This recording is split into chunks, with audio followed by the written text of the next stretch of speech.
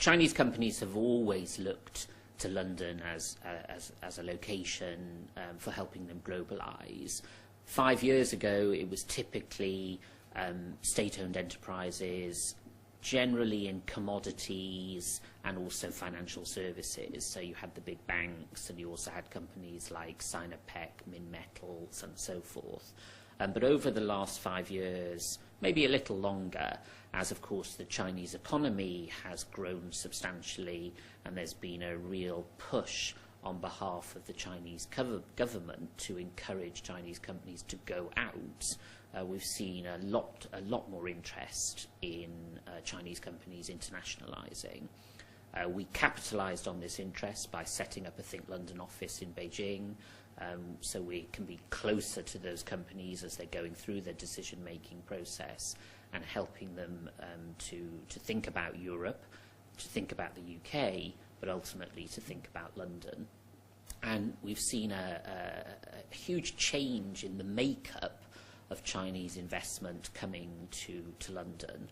So of course we still have the banks and those large resources companies, but we also have Chinese technology companies like ZTE. We have Chinese medical equipment companies like Mindray from Shenzhen. We have several investments by the big Chinese telecommunications companies, so China Telecom, China Netcom, now China Unicom, China Mobile.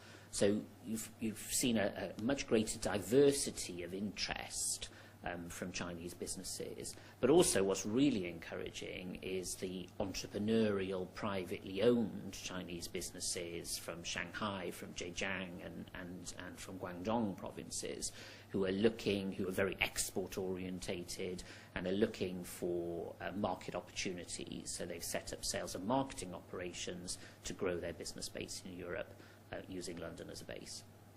One of the best known companies in China is a company that we've recently worked with to help them set up their new European operations, which is Alibaba.com. So business people in China know all about Alibaba.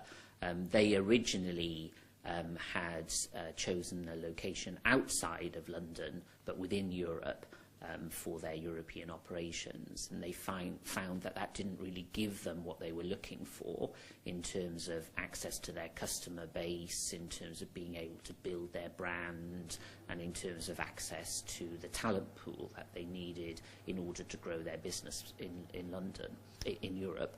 So we started working with them and made the business case that they should actually bring their European headquarters to London, which they've now successfully done. They're starting quite modestly, as many Chinese companies do, but of course our services are not only designed to help companies into London in the first instance, but we want to develop a long-term relationship with those companies to help them grow and expand, both in London, the UK and Europe.